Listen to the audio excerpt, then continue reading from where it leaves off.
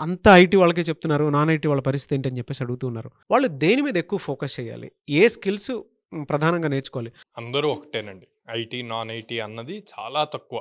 అంటే చాలా rare mechanical, civil అట్లాంటి కొంచెం బాగా కోర్ ఎక్కువ ఉన్నాయి తప్పితే మిగతాయన్నీ ఒకటే అవుతది. ఈవెన్ మెకానికల్, సివిల్ వాళ్ళు గూడా ట్రై చేయొచ్చు. ట్రై చేయకూడదు అని కాదు. కానీ వాళ్ళకి బేసిక్ నాలెడ్జ్ చాలా స్ట్రాంగ్‌గా ఉండాలి వీళ్ళకన్నా. అప్పుడే ఇంటర్వ్యూయర్ ఇంట్రెస్ట్ చూపిస్తాడు.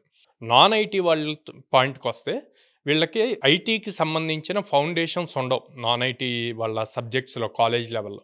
సో, అందుకని ఇంకొంచెం ఎక్కువ ఇనీషియల్ ఫస్ట్ 10-15 డేస్ కోడ్‌నాన్‌లో జాయిన్ అయ్యాక 10-15 డేస్ ఐటీ వాళ్ళు కష్టపడే దానికన్నా ఇంకొంచెం ఎఫర్ట్స్ పెట్టి ఒక 1 ఆర్ 2 అవర్స్ ఎక్స్‌ట్రా వీళ్ళు ప్రాక్టీస్ చేస్తే ప్రోగ్రామింగ్ అలవాటయ్యే వరకు ఈజీగా ప్రోగ్రామింగ్ నేర్చుకోగలుగుతారు.